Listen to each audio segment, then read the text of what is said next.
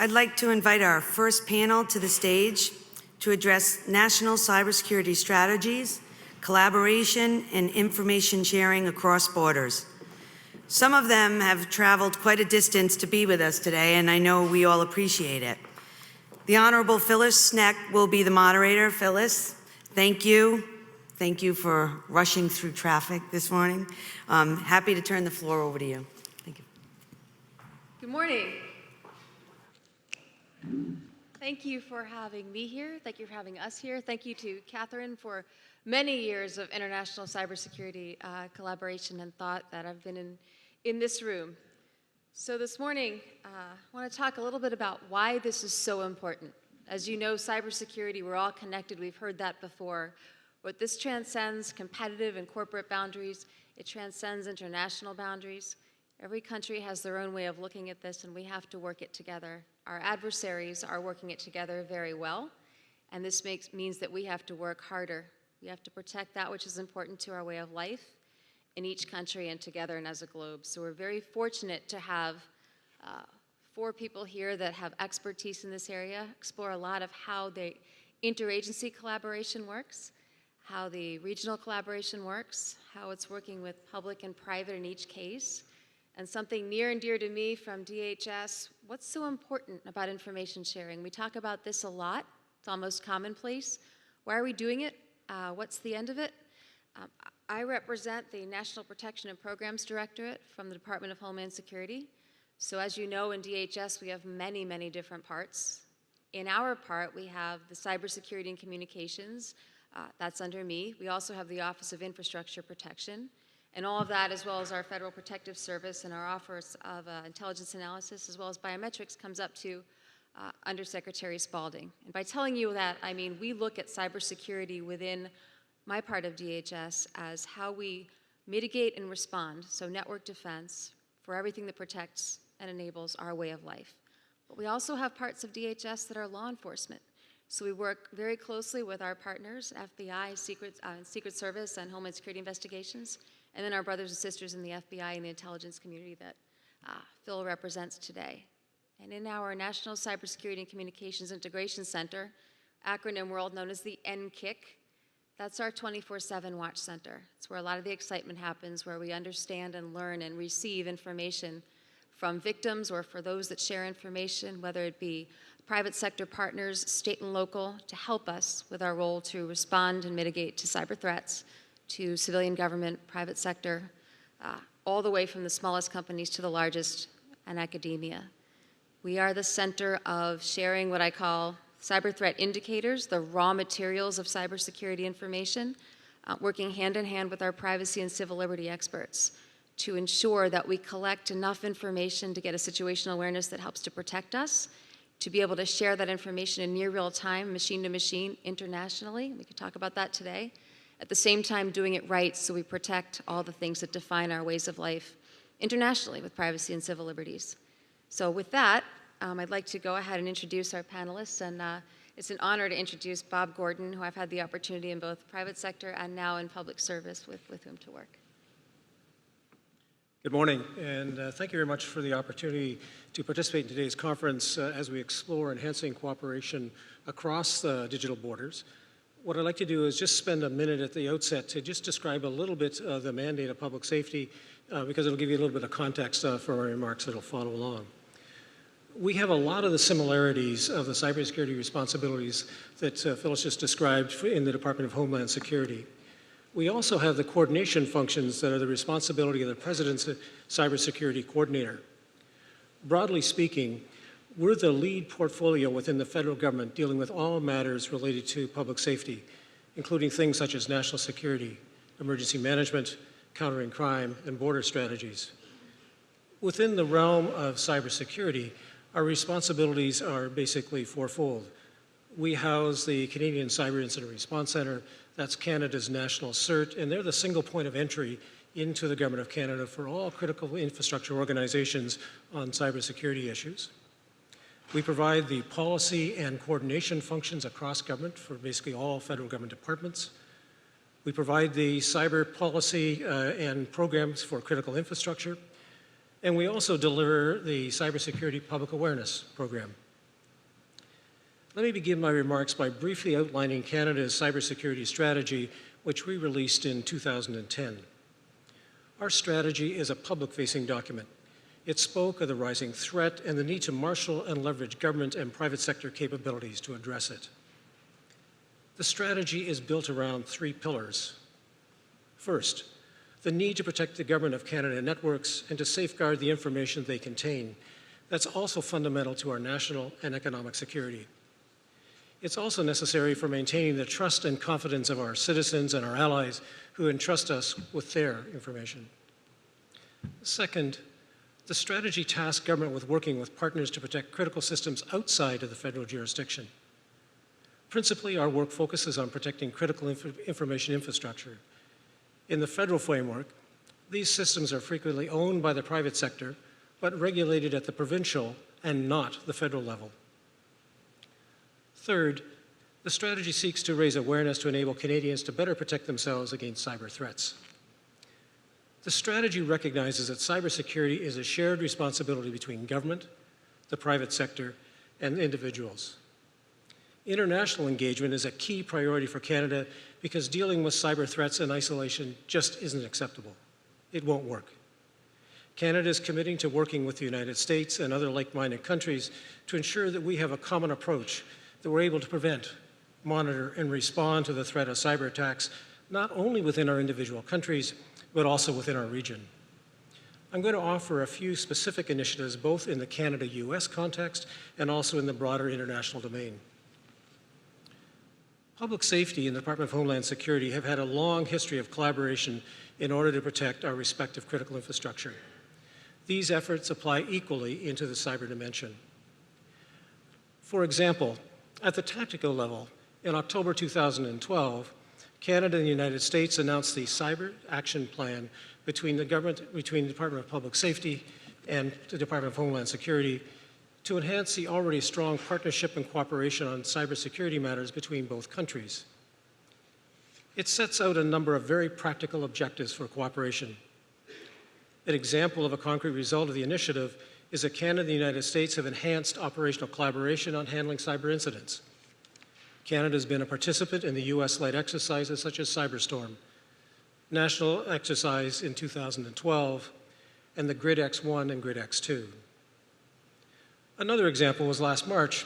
Officials from the Canada's Incident Response Centre spent a week at the NCIC, borrowing Phyllis's acronym, to work alongside their US counterparts and to get a deeper understanding both at the personal level and also at the operational level. Canada and the United States have also provided joint cybersecurity briefings to cross-border critical infrastructure sectors such as financial, rail, and energy sectors, and we've conducted joint workshops on industrial control systems to the private sector. One of the really exciting initiatives is the work that's underway both with DHS and public safety, the work we've been doing with the private sector to enable the exchange of near real-time, actionable threat information between the government and the private sector. Both countries have agreed to use the same software protocols that will eventually enable the sharing of information at the national level between private sector and government and internationally between both countries. In Canada, we have a pilot project that's underway with about 20 private sector companies and other levels of government. Second, we also believe that it's important that wherever possible, our private sector companies receive advice from the government that's consistent with and takes advantage of advice provided by other like-minded countries.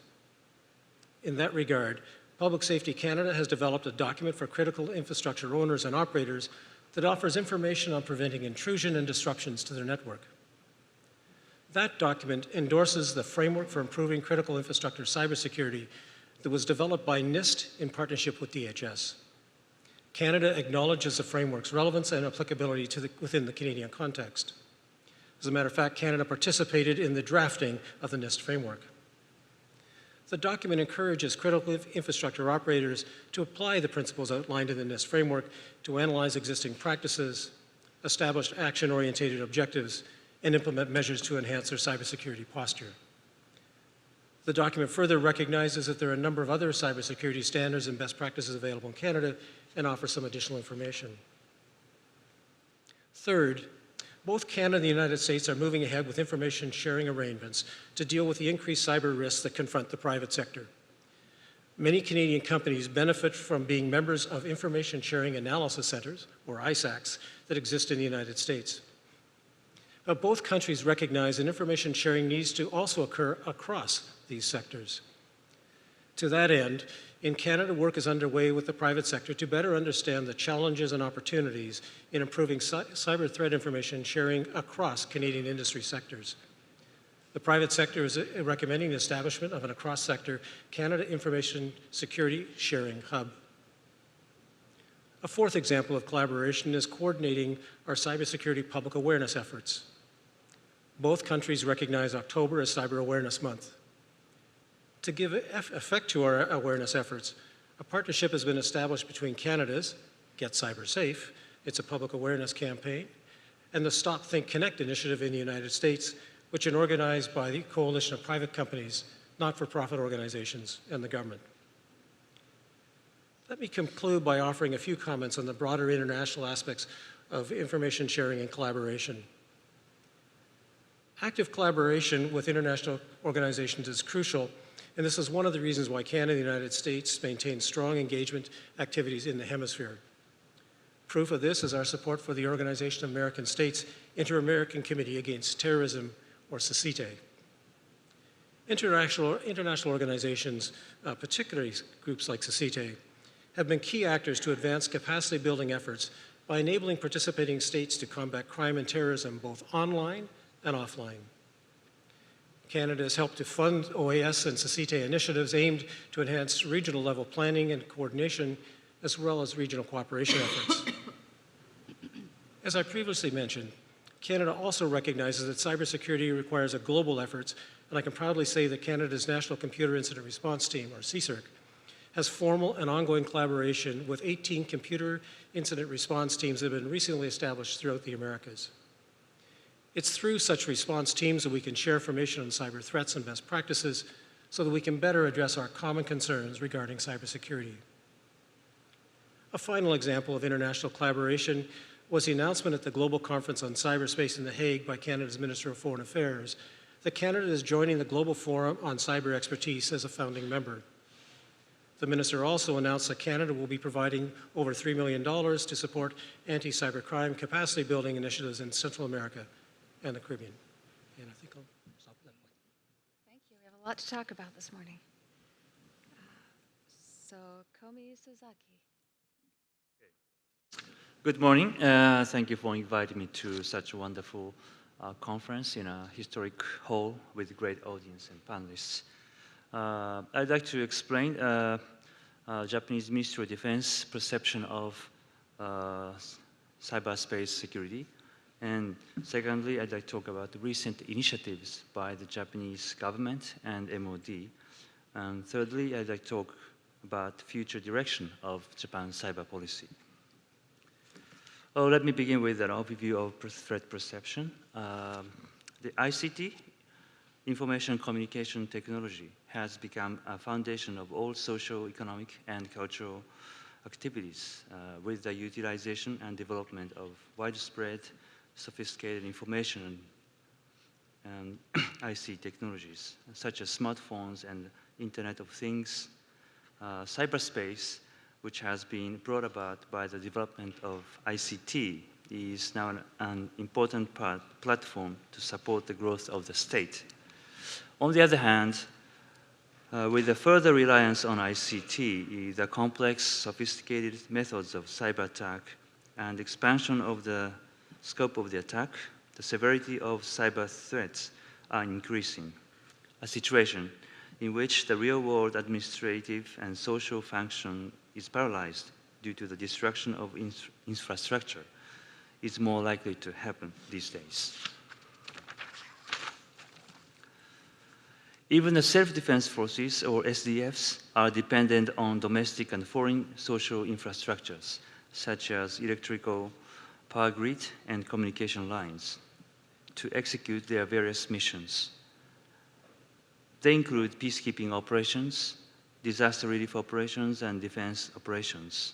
A cyber attack against SDF's network and infrastructure is serious.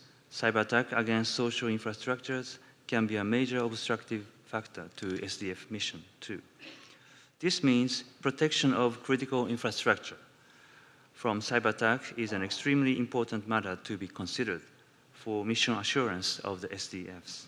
Oh, by the way, SDF is the abbreviation for the Japanese military establishment.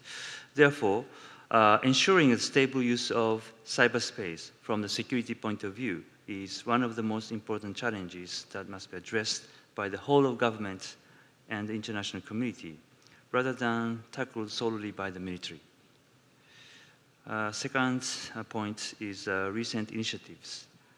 The Basic Act on Cybersecurity passed the extraordinary diet session last fall. It went into effect this January. From the viewpoint of security, the following 3 points are important. The first, the Information Security Policy Council, which was chaired by the Chief Cabinet Secretary and consisted of cabinet ministers, including the defense minister, evolved into a new organization called the Cybersecurity Strategic Headquarters. Second, by the new law, other ministries and agencies are obliged to submit materials and information on cyber incidents to the Cybersecurity Strategic Headquarters. Its secretariat, NISC, has a mandate to collect information from other ministries and agencies. This rule can enhance information sharing and incident response capability in the whole of government framework. Third, since this law stipulates the relation between Cybersecurity Strategic Headquarters and the National Security Council, national security aspects of cybersecurity policy will be emphasized in Japan. Recently, Ministry of Defense, or MOD, is focusing on implementing the following initiatives. The Cyber Defense Group was launched at the end of March 2014 with the aim of providing 24-hour monitoring of the MOD's network and gathering information. Currently, expansion of personnel and its function are discussed.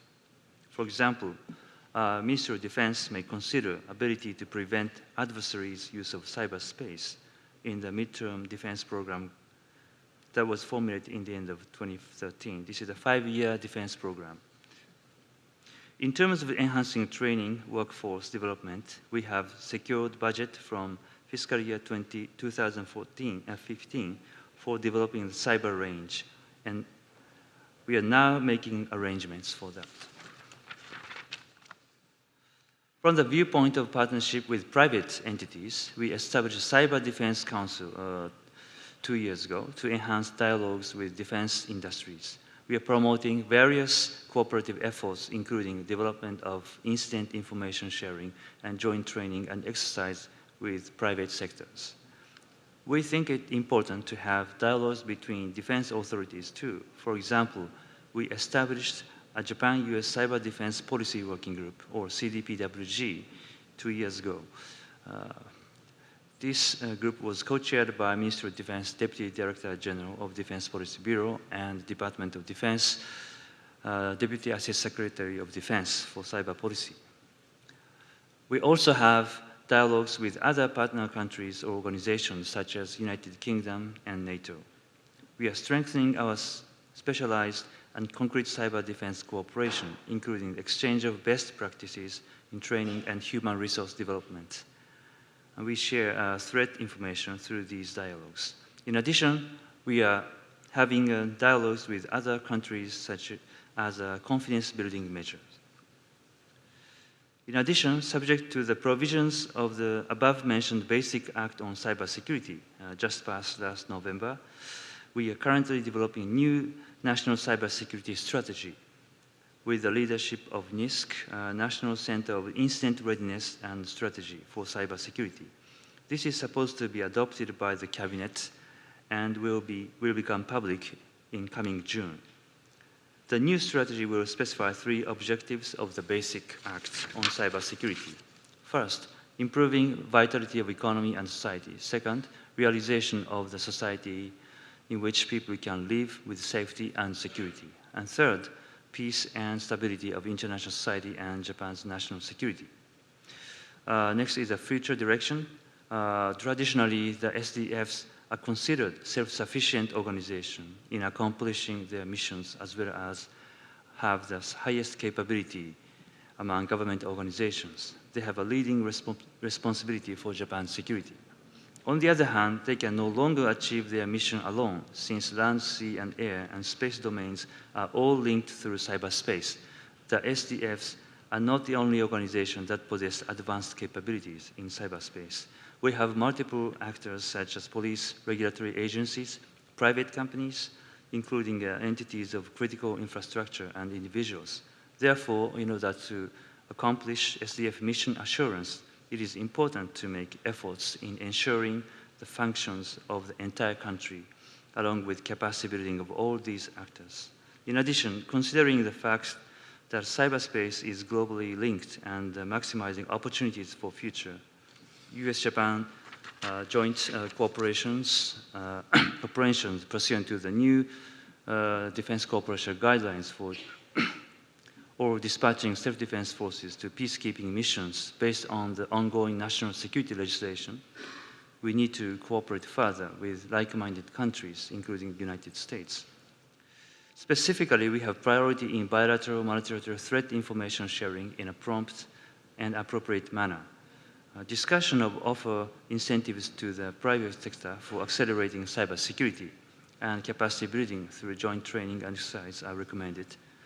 Ministry of Defense will bear in mind the new cybersecurity strategy, the Japan-US Defense Cooperation Guidelines, and the new national security legislation, and we will accelerate various reviews related to cybersecurity.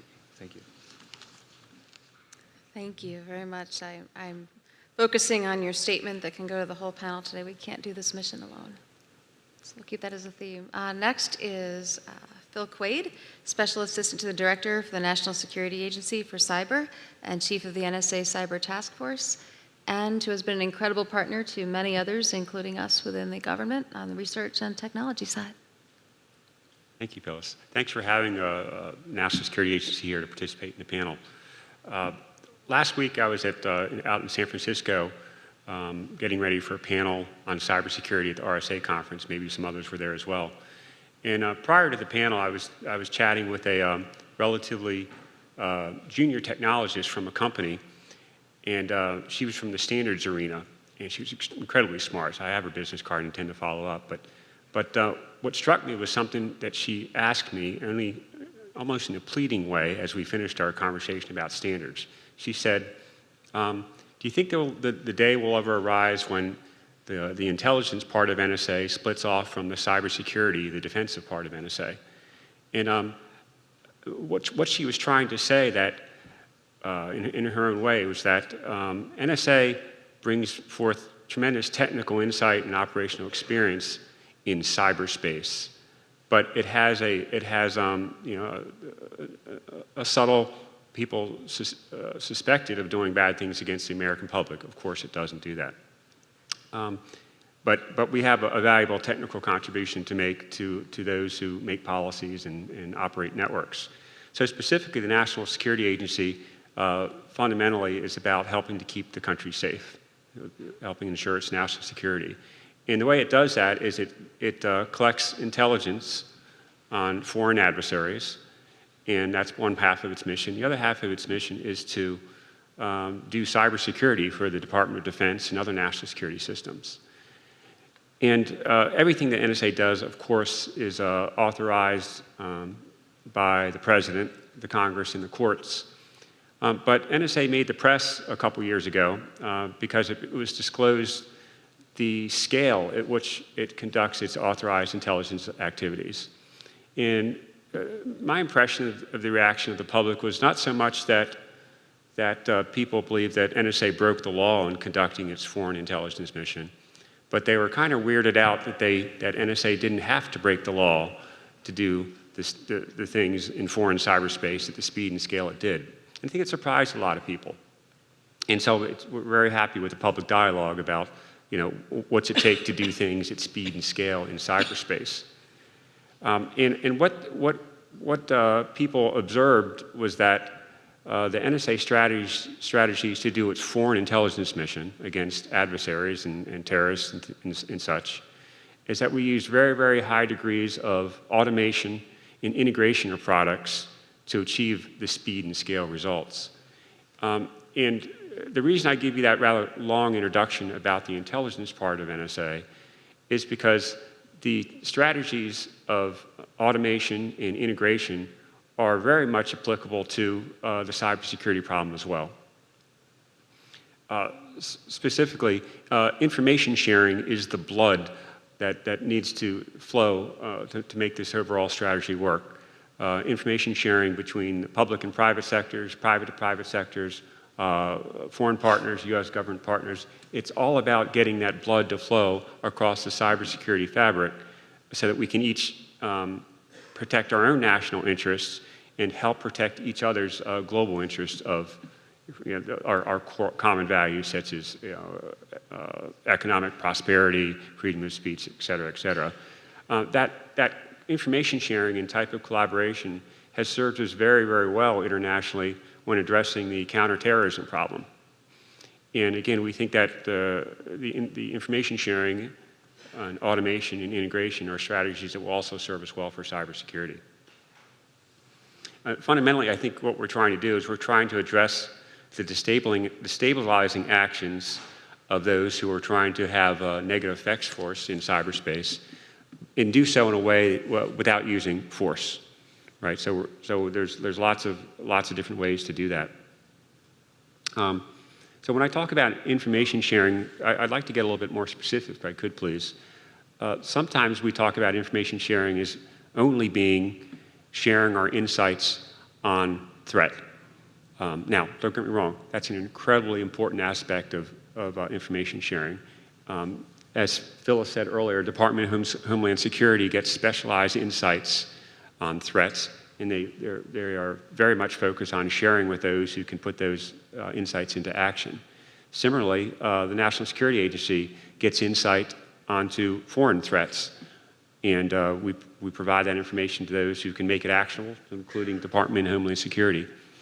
But I don't want to focus on just sharing threat information. So we really ought to talk a little bit more about describing things in terms of risk, of course. Risk is defined as threats, vulnerabilities, and consequences. So one of the key themes key messages I'd like to leave is that we make sure we're talking about sharing insights on threats, insights on vulnerabilities, and insights on consequences. Because ultimately, in cybersecurity, you might, if you understand the preciseness in describing why something is risky, then you can actually take a mitigation that is very, very tailored. You might choose to mitigate the threat or mitigate a vulnerability, meaning patch your system, or you could even choose instead to mitigate the consequence, meaning if there's some bad thing that's likely to happen if a threat is realized and a vulnerability is open, you can close the consequence and the overall risk will go down. So I think we need to be a little bit more precise in describing why something is risky and then be able to share that precise definition with each other. Earlier, Phyllis' introduction stressed the importance of information sharing in real time. You know, if we share these insights on risks within the U.S. or with foreign partners and it's not actionable, well, it's not real helpful. So real-time sharing, or as close to real-time sharing, needs to be an important part of that strategy. That real-time sharing, it needs to be done at speed, at scale, and with the appropriate privacy protections built in. Again, you can't do, it's our view that you can't do things at speed and scale without baking in privacy protections into that process. And I know that my interagency colleagues from Department of Homeland Security and FBI and the interagency as well, whole interagency as well, believe in that it's not a trade-off between security and privacy. It's about achieving both at the same time. So we talked about simply information sharing. I'd like to just touch briefly on, before I turn over the microphone to my next colleague, talk about what's after information sharing. So right now we're talking about sharing insights on vulnerabilities, threats, and consequences. But probably after that, we ought to be talking about sharing mitigation techniques. Meaning, so if I find something that's effective on my network in mitigating a risk, let's share those techniques with others as well, so each of us don't have to self-discover the best way to mitigate a risk. And then if you were to ask me, what is the operational strategy and problems we might solve with real-time information sharing at speed and scale, I'd offer two things. Number one, I would simply label as real-time integrated defenses. We're a big advocate of, you might remember the somewhat aging term, the OODA loop, observe, orient, decide, and act. It's a model that works very, very well for cybersecurity. And we think that it ought to be the model that we have in mind in which the shared information will feed. Again, observe, orient, decide, and act. And the second sort of futuristic area that I believe information sharing can enable is the idea of resiliency. Specifically, we believe that automated resiliency and automated regeneration are sort of the next problem to take on. So it's inevitable.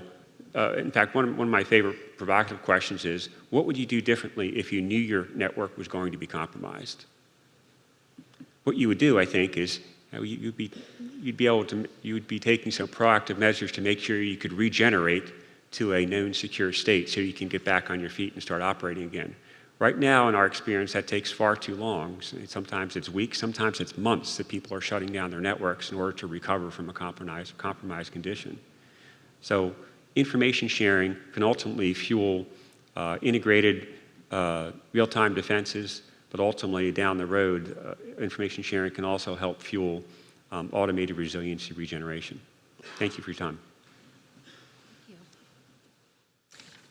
And last but not least, Dr. Rika Simrakini, Chief Advisor, Foreign and Security Policy, Office of the Prime Minister of Hungary in Budapest.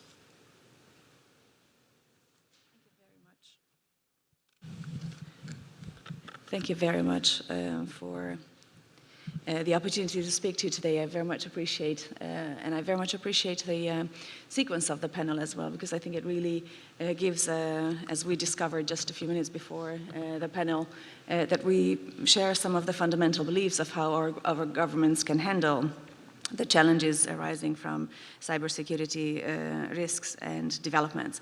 And I think what might be of interest for you also to have an added point in this panel is to have an understanding of how, based on the previously heard principles and values and policy directions that we're trying to follow and that we very much share, that I very much share also with the previous speakers, how this could be established in the case of a smaller country and on the regional level. Because what is really happening in Central Europe, I think, is a very interesting development. There is a breakthrough in this question. What I think have been the guiding principles in our governmental policies as well is really the two fundamental pillars that we believe: the shared responsibility, the cooperation, and the inclusion of these relevant stakeholders in a structure, and the time factor, which is really of essence, as we also heard just a few minutes before. So much so that our whole national cybersecurity strategy is based on this belief and of this conviction. So I felt really tempted to give as a subtitle to my presentation here a national and a regional case study of the cooperative model in cybersecurity. That's what we're trying to establish. And now, in retrospect, that we have set up an intergovernmental structure that I'm going to outline in a few sentences for you, and we have launched a regional cooperation, it seems logical. But just a few years back, it was not at all like that. And I think it's worth keeping that in mind, because this is something that we all face as decision makers as a difficulty. In the case of Hungary, for instance, there were 3 ministries that had responsibility in cybersecurity, and the decision to develop a cybersecurity legislation was made back in 2010. Until 2012, nothing happened. Why? I think the situation was a little bit like this old fairy tale of a king who has a sort of an army, who has generals or sort of generals, who has a military or weapons arsenal, but who has no idea how differently they would function if they were put together and if they were acting together. And that was exactly what we were having. We in Hungary also, we had a very good number of good capacities. The Hungarian National Security Agency was, for instance, regularly invited to contribute to designing the scenarios at NATO's cybersecurity exercises over the years. We also have a good number of talents related to various agencies behind the various ministries. But it never went through into a cooperative and efficient system until 2012, practically, when we decided to pull these resources together. When I called this first meeting together, I realized that the experts who were sitting there from the relevant ministries and the relevant agencies, who were corresponding with each other and criticizing each other's documents, obviously, most of them have never met before. They didn't know each other, and we're not that large a country, so that this should happen by definition. And I realized that the logic of cooperation is really something that has to be the basis of this work.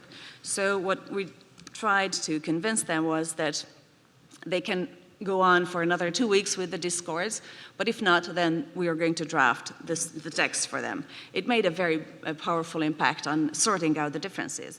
And so by 2013, May, we had a national cybersecurity strategy that was approved, and in June, we had the first act that was passed that could settle the responsibilities and the structures. What is the structure that we set up through these two basic legal documents? It is based on 3 levels of cooperation. On the top level, we set up as a National Cybersecurity Coordination Council, which includes, from the governmental side, all the policymakers from the relevant ministries and agencies on the top level, the decision-making level, that have responsibility in cybersecurity, as well as the representatives of the industry who have a special responsibility, the main IT providers, for instance, in the country. We call this other big unit of cooperation between the government and the industry the National Cybersecurity Forum. And it does allow a regular and high-level structure of all the industry decision makers to channel in their recommendations into governmental decisions, to understand the sort of priorities of the various governmental agencies, and to have a very sort of mutually beneficial interaction of ideas, thoughts, priorities, concerns, solutions, and a work that is coming out of this on a top level. One level under this, we set up working groups, and the working groups that we launched were really focused on the sectoral issues. So we set up a working group of, for instance, Homeland Security, a working group on e-public administration, on energy security, child protection, e-health, certs. And all of these working groups, we involve the senior level or governmental agencies and decision makers, together with the NGOs and the industry representatives who are involved and interested in these in that particular sector. So what is really very beneficial from this working group level is that all the industry decision makers, the companies and the as well as the NGOs, even academia who work in a particular field, can immediately develop proposals for parliamentary decisions, for instance. So there is a very quick sort of mid-level interaction of expertise and of decision makers. It has become such a good sort of structure that I remember last year when the European Union had a high-level conference on revising the European Union cybersecurity strategy and how it was functioning. When we presented the Hungarian solution, the EU commented of this saying, Hungary offers best practice in cybersecurity. And that was really what was supported by the commissioner and by the top-level industry representatives at this conference, so that the other governments also take into consideration and adopt, if possible. Besides the also, I think in the sectoral levels, we have made quite a good development and improvement in cybersecurity cooperation based on this logic. We had just most recently, a month and a half ago or so, an International Atomic Energy Agency conference where this working group on atomic energy was presented to the representatives, and there again we got the comment that this is really a best practice in atomic energy cybersecurity cooperation. Based on these very positive results, we approached our regional partners. We have a very good and long tradition of working together in Central Europe between the Visegrad countries, Poland, the Czech Republic, Slovakia, and Hungary. And we have established several layers of this working together. For instance, there is one that is the chief security advisors to the prime ministers in the 4 countries. We meet, 3-4 times a year. But we also channeled in this suggestion to include the cooperation, include cybersecurity into the cooperation of these working on a regional level. And as a result of this suggestion, we had last summer the first regional cybersecurity exercise, which was initiated by Hungary and that was carried out on the work of the National Security Agency, and that was seen as a very successful and very effective way to understand each other's priorities and to understand how quickly risks in one country can influence the others and how we can respond more efficiently if we cooperate. I think these regional suggestions are of real benefit to all of us. And as I recall, when we presented these at NATO headquarters last summer, we got the question was, should we proceed with this regional cooperation in cybersecurity, or is there any value in addition to what we see it? The confirmation was really strong and straightforward. So it was really seen as a very positive contribution to Alliance cybersecurity efforts. With this, I thank you very much for your attention. Thank you. So as was mentioned, cybersecurity is a multifaceted, multi-layered problem, if not beast. And as we look at this, both within each country and extending, I would suggest that on the technical side, very often our CERTs, our computer emergency response teams that have been mentioned, or readiness teams as we call it here. For example, ours within DHS communicates with hundreds of other CERTs nationwide. And the technical people, as culture has developed, have no issues talking to other technical people. So information gets out person to person, or sometimes as I call it, PDF to person.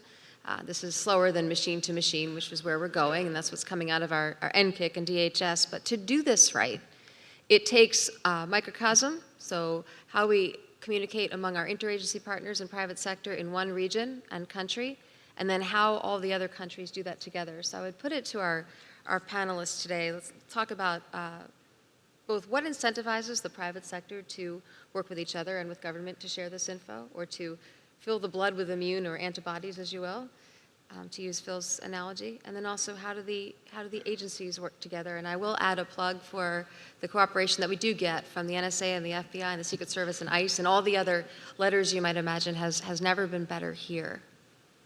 So, start. Yeah, let me talk about the 2 pieces, but sort of the government cooperation and then the private sector, and at some point in time they both have to come together.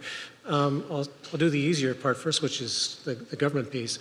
One of the things we've done is create a committee structure. With the top of the committee structure is our deputy ministers within the government, so the most senior official within the government departments. And we have a committee that brings together every government department that in any way touches on cybersecurity.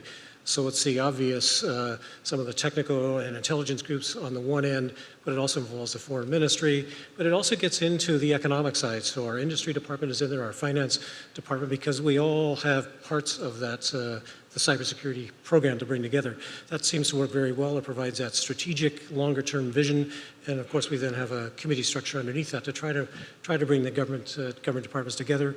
It helps a little bit with public safety, doing that cross-government coordination piece to make sure that as topics come up, we make sure that every government department that in any way touches on this issue come together, because cyber is one of those things that can hit any government department.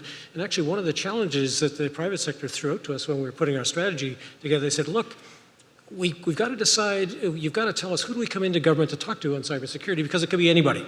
So we said, look, don't worry about it. Everybody agreed that it would be public safety, would be the doorway in, and then we would facilitate that coordination across for the private sector.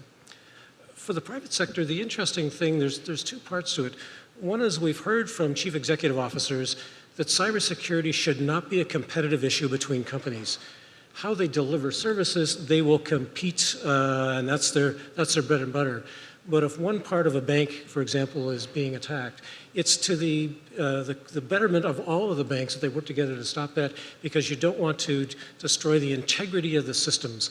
So we're not seeing that competition on the cybersecurity piece between the various companies. It's actually quite encouraging that they can actually sit, you see chief executive officers sitting around a table saying, what's in the national interest when I look at this? They're not looking at it for their particular corporation. So I think that works really well. And then we've created a committee of chief executive officers to provide advice into the government. So we start to bring those two pieces together. It's nothing like having the private sector come along and say, government, here's what you've got to be doing better to try to help us along. And it works very, very well. Wonderful. Thank you. Yes, I think it's cooperations among the government agencies and the private sectors are important. But there are several challenges. For example, the CERT, Japan has a JP CERT. It's a publicly funded non-profit organization. It's not really government, so there's some limit of sharing information between the government agencies, particularly intelligence agencies with those CERTs. But we have to work on how to standardize the intelligence classifications, intelligence qualifications. And also, in Japan's case, the public ICTE effort is led by the Ministry of Economy, Trade and Industries and Economic Ministry of Communications. So they have those functions and public organizations. And so I think it's a good part of this is we can exploit the business initiatives and the developments in these cyber security areas. So the next step is how to cooperate with those business sectors, with the government security agencies. So we need to develop, and also we want to have discussion with foreign partners, how we can cooperate in those public and private cooperations. And for example, we need, as I mentioned in my presentation, the Ministry of Defense is established a Cyber Defense Conference, CDC, to promote cooperations. And it's important to give incentives to private sectors. So we need to share best practices without harming the reputation of the companies who cooperated. Thank you. I'll go next. And I'm trying to say something provocative just to see if you're still awake. Did you know that NSA is inside a bunch of your cell phones? Okay, now what I really mean, it's not at all what you think, so I promise you that.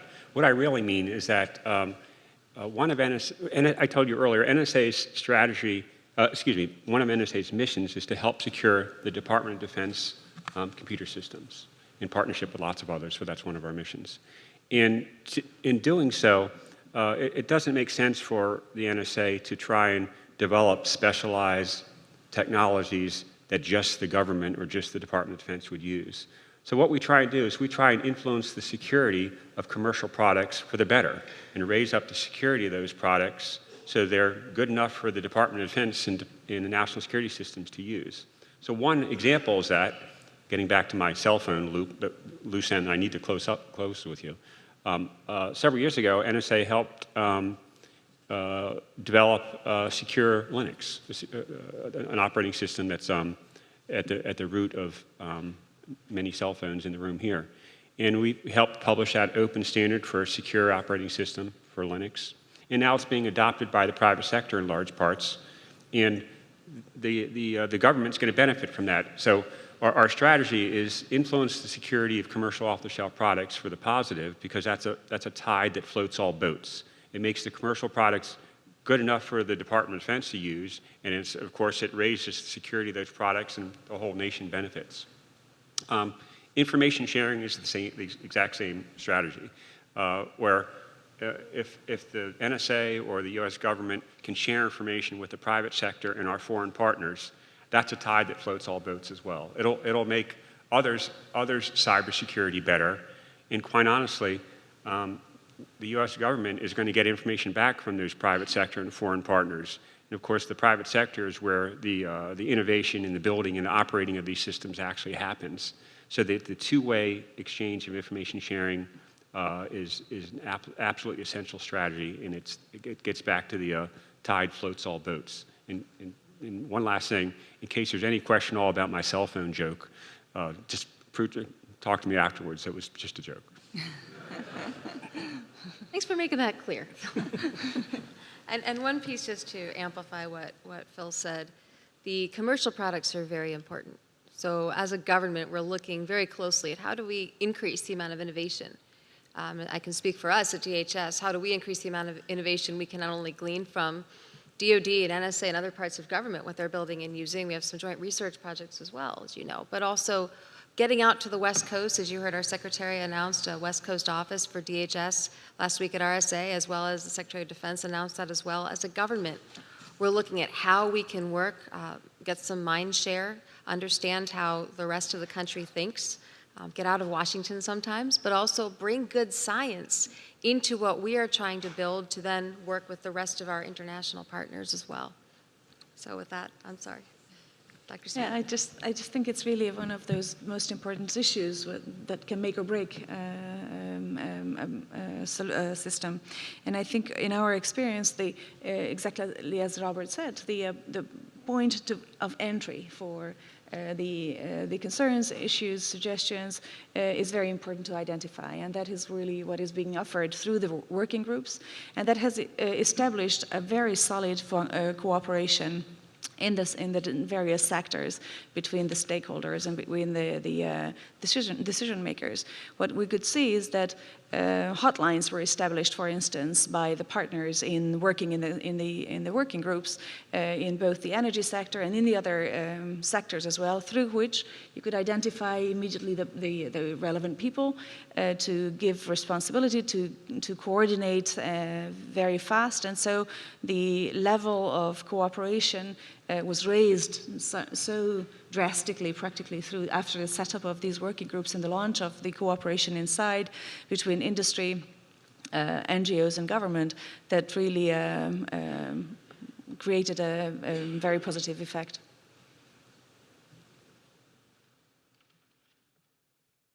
So when we look back and we talk about information sharing and the question I first introduced, where's it going? Why are we doing this? And Phil mentioned the blood. I look at it as well as an immune system. The faster we get actionable information to a machine, the more likely it is that that machine will then refuse to execute an instruction that is malicious. But the question is, how do we gather enough together so that we can push out an understanding of what's good and bad, and not only speed, but scale was mentioned.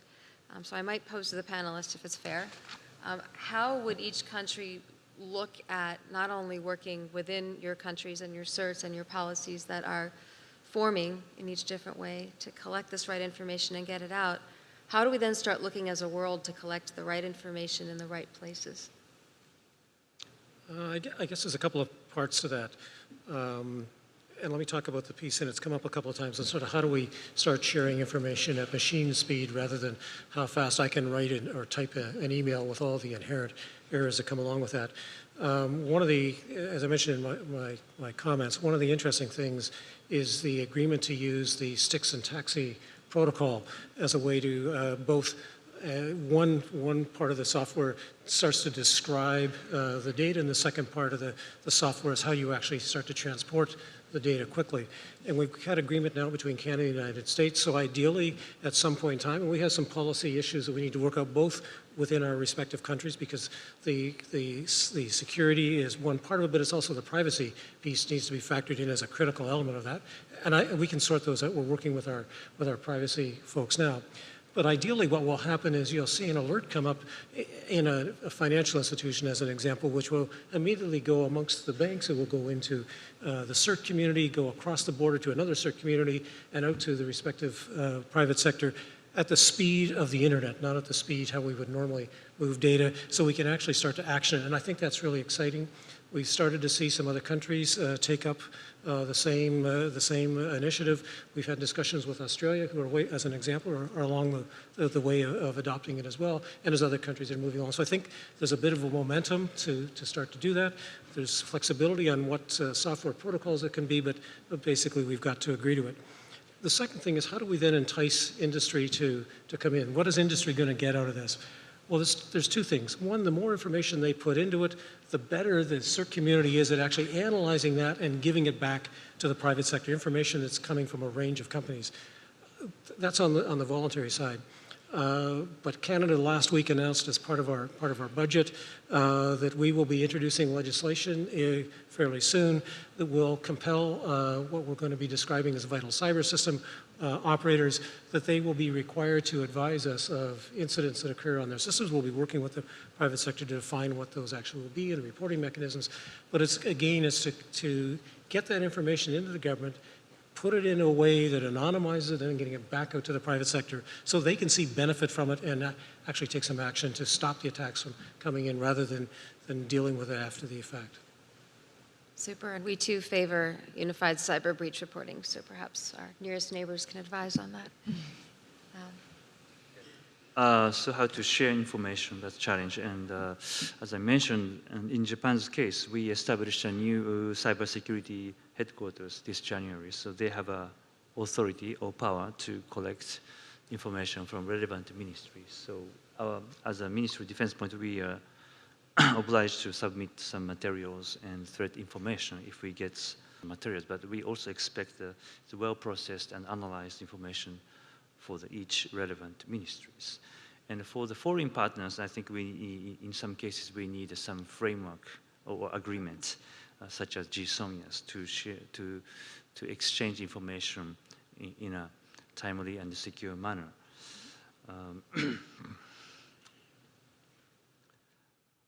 Yeah, I already mentioned about the private sectors. Giving incentives to the private sector is important, and also have some agreement between the government sectors and private sector may be necessary. You expect information to come in analyzed, which is very helpful. How do you balance the integrity of the analysis from whom it comes to you? Integrity of? How do you know it's right, or how would you weigh one organization's opinion of a set of indicators versus another, should they differ? I think each ministry has to have their own capacities to analyze, and then, but the perspectives may be different, so we need to explain how we assess this one from what point, from which point of views, and so it's important to have. We need to have a daily, like a daily and regular basis discussions among the agencies to know each other's. I'm having you answer all of our challenges for me this morning, so Phil. So I have a question for the crowd, and I promise you I won't embarrass you with your answer, but I would like you to raise your hand. My question is going to be, does policy drive technology, or does technology drive policy? So raise your hand. Does policy drive technology? You raise your hand. Yeah, no trick answers, I promise. Or is it the opposite? Right. I'd say that it's both, right? You can't have leaps of technology without policy keeping pace. Similarly, you can't develop policy in a vacuum without the technologists, the top technology folks, helping to shape that policy. A former colleague from Department of Homeland Security used to say, it's the soft stuff that's the hard stuff, right? So the technology stuff tends to continue to deliver at a pretty good pace. The harder stuff is the policy-oriented thing. So my ask among all of us is that we keep an eye on doing both policy development and technology development, but recognize that the soft stuff is the hard stuff, and so you need to build in a little bit more time to work some of the things that require people to make decisions jointly, such as, key enablers of that. Again, it's another project that DHS and FBI and NSA are working on. It's called the Enhanced Situational Awareness effort. And it's trying to develop the architecture to now allow sharing of cybersecurity information at machine speed and scale.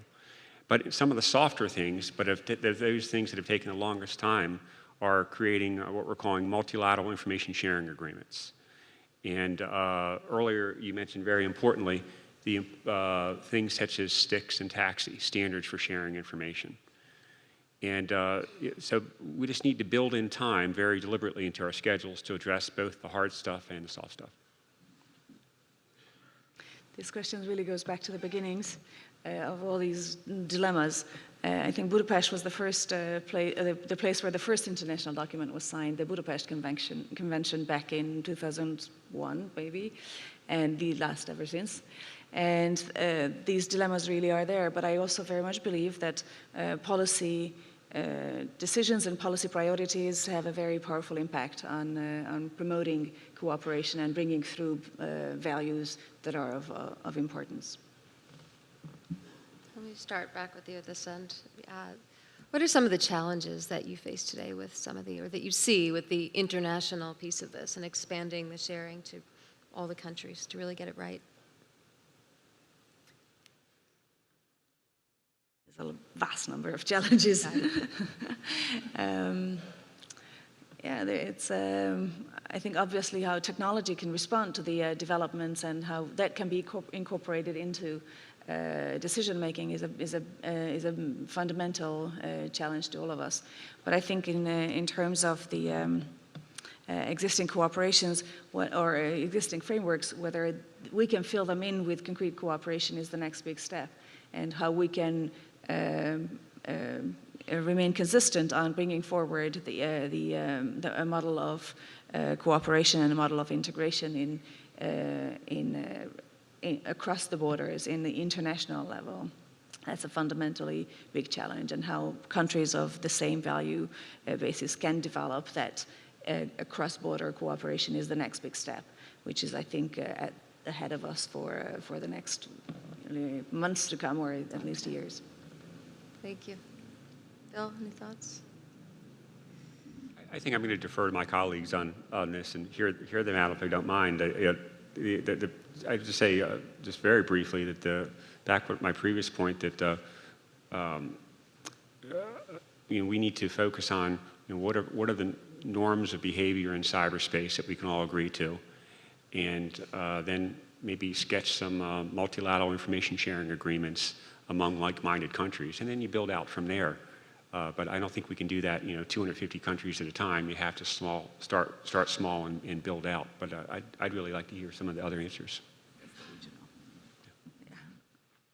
As for challenges in corporations, I think it's important to have trust and confidence in each other, but because we need to share information which are sensitive, and we need to share technologies to share is sensitive too. So we need to develop those trusts through confidence building measures sometimes, and also some joint practice and training. And on the other side, on the other hand,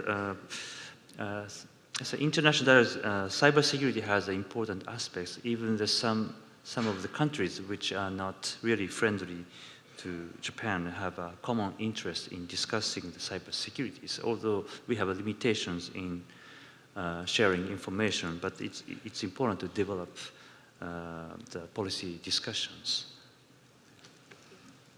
Just three very, very quick points. One is the growth in cybercrime. And I would just want to put a plug in for my colleague. The Budapest Convention, I think, is an extremely important document. We're encouraging countries to sign up to it. Canada has signed. We've now recently passed all the enabling legislation, so we hope to be ratifying that soon, and we've been encouraging other countries to do it. The second thing is cybersecurity now is coming up on literally every international agenda. And one of the big challenges is how do we actually keep all of that coordinated? There's just there's no forum, no place, no discussion where cybersecurity is not a part of it. And the third thing is we need to be looking at how do we do some international exercises. We're pretty good at being able to, within the CERT community, being able to respond at the technical level to the incident. But I think the thing we've got to be starting to think about is how do we start to respond at the policy level when an incident occurs that goes across sectors? Because as we've said many times, cyber basically touches everything. We're all linked into one. So how do we actually sit down and look at some of those policy issues and policy issues at the speed of the internet and not the way we typically have done some of those things in the past? That's a great a great way to sum up a lot of the conversation. We're open to questions and answer questions if there are any from the audience. The mics.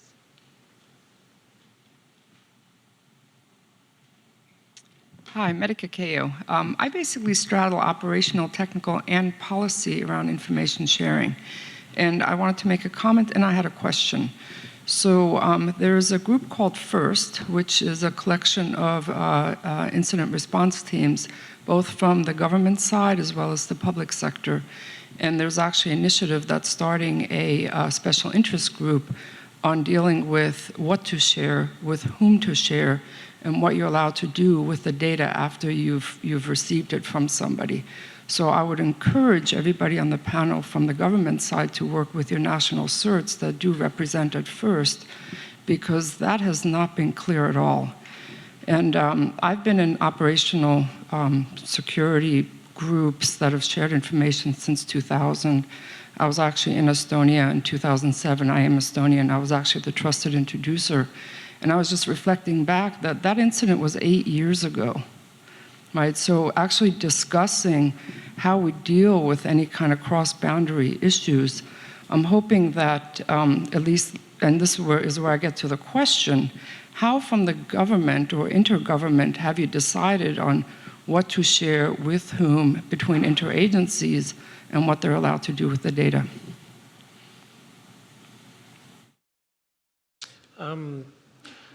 Dealing with the two parts of the question. One is on FIRST. Canada is a participant in FIRST. We have been for quite a while. It's a very useful forum to be exchanging information. As far as what information can be shared, we work that out with the private sector. We have memorandums of understanding with each one of the organizations that we meet with to participate in sharing information from the government. So those organizations are very comfortable with the information that they're providing. So they've got to decide what to share. And the second part of it then, what is the government going to do with it? So it's an agreement that we reach in advance, and it will describe what the government will subsequently do with that information, the privacy that's afforded to that.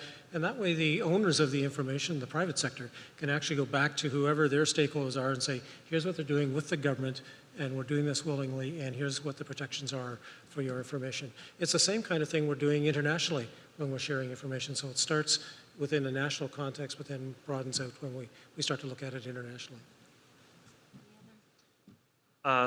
In Japan's case, between the government agencies, we have, as I mentioned, a new Basic Act on Cybersecurity has enabled the cabinet to collect some information and materials from relevant ministries. But with the private sectors, we don't have authority to collect information. So it depends on the volunteer basis. So it's important to give them incentives.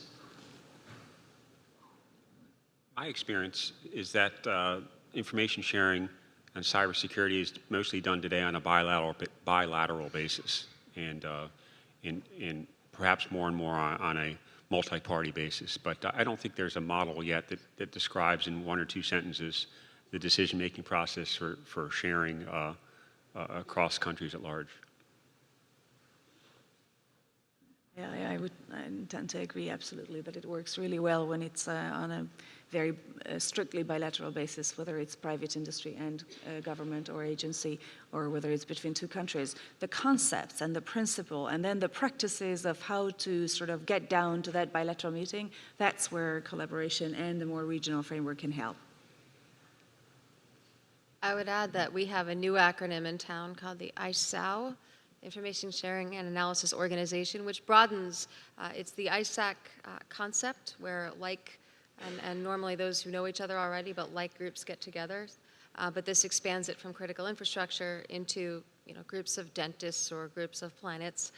But anyone that wants to form said group, and DHS has the responsibility of identifying a standards organization to help us say what would make an official, quote, ISAO or not. And why that's important is that the administration has suggested, and we're working with Congress on this, targeted liability protection, incentivizing, saying you're not going to get sued for criminal liability, I'm not a lawyer, but for sharing information with these groups. And as we work with our interagency, private sector, and international partners, one of the big pieces of progress has been getting to this sort of raw material, as I call it, but the cyber threat indicator. So working with our experts in civil liberties and privacy, finding the things that can warn machines of what not to execute, while also not carrying any private information or intellectual property, and trying to understand what an indicator means to the different groups. So of all the challenges represented, these are the things that have to get worked out. But when you go at machine speed, there's not a lot of time for a machine to make a big decision. That ruins the speed versus scale. So we have to put all of that policy out front, and that's why it's taking the world a long time to get this one right. But we're focused on, just like your weather map, and I use that analogy a lot as to what we're building in situational awareness, but you have things like temperature and humidity, or what color is the sky versus the actual storm. So we're looking for the right balance, I think, across the world as a fair assessment. Other questions? I don't know how much more time we... So we have 2 minutes, a fast question and a run through the panel. Sure. An aspect of information sharing that from the private sector I would love to get is attribution, because almost all attacks are false flag in some sense. Now, I don't know if that is inherently the kind of thing that causes you to have qualms about revealing sources and methods, but attribution is something that we're almost as interested in as you are. Yeah, the very fast answer is we're doing some of the attribution we do in private classified briefings that we give to the private sector, where we provide them with security clearances. Some of those we actually do with the Department of Homeland Security and in some of the critical infrastructure sectors. But quite often we find from the private sector, certainly at the technical level, they don't care.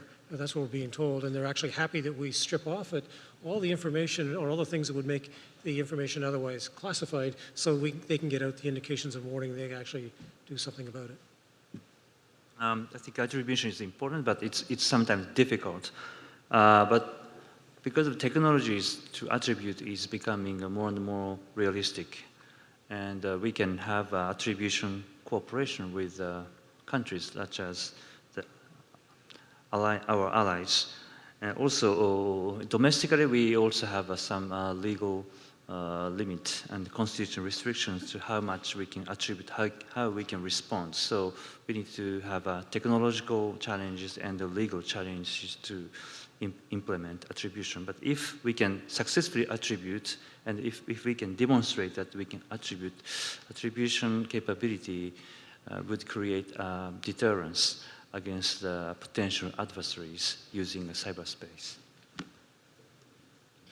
I'd say that attribution is very important in some situations, but it's overrated in others. And specifically, attribution is rarely timely enough or certain enough to allow a machine speed action to mitigate a very important problem.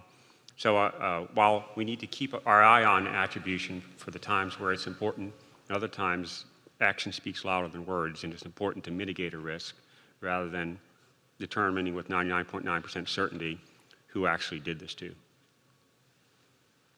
I would perfectly agree, and I would just underline, I think there is an order of priority as well, that definitely it's mitigation that comes first, and then if there is a point to really have a clear an attribution cleared, then it's second, but definitely it's a little over-exaggerated on some occasions. I want to thank our panelists. If you can join me in a round of applause for these great thinkers from around the world.